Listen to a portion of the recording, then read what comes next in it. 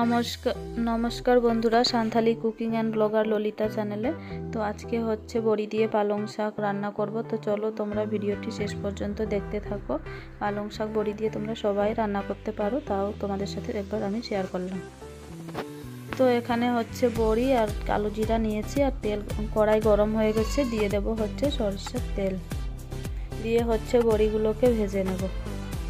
তো বড়ি আমি ভেজে নিয়েছি, এবার বড়িগুলোকে একটি পাত্রের মধ্যে তুলে নেব।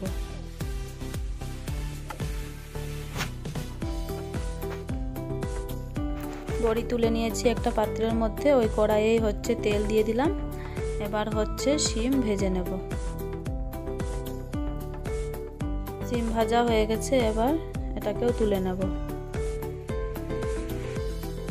এবার ওই তেলেই হচ্ছে বেগুন ভেজে নেব। বেগুনটাকেও ভাজা করে নিয়েছি, এবার হচ্ছে বেগুন তুলে নেব।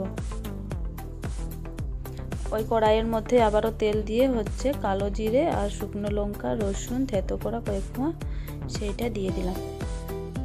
তারপরে দিয়ে দিলাম পেঁয়াজ কুচি আর কাঁচা লঙ্কা, টমেটো দিয়ে হচ্ছে আবারও ভালো করে নাড়িয়ে চাড়িয়ে মিশিয়ে নিলাম। তারপরে দিয়ে দিলাম হচ্ছে পালং শাক।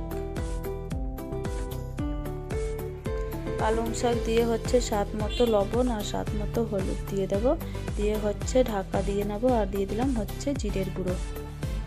ঢাকা দিয়ে একটু শাকগুলো গলে গেছে, এবারে হচ্ছে নেড়ে নেব। অনেকটাই শাক কমে গেছে, এবার হচ্ছে দিয়ে দেব ভেজে রাখা শিম আর বেগুন,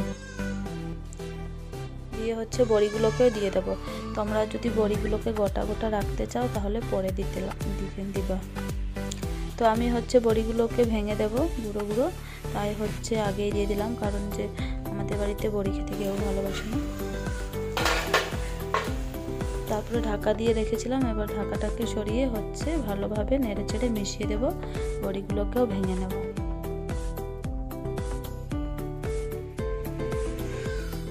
তো ভালোভাবে মিশিয়ে নিয়েছি। তো তৈরি হয়ে গেল আমার বড়ি দিয়ে বেগুন পালং শাক রেসিপি।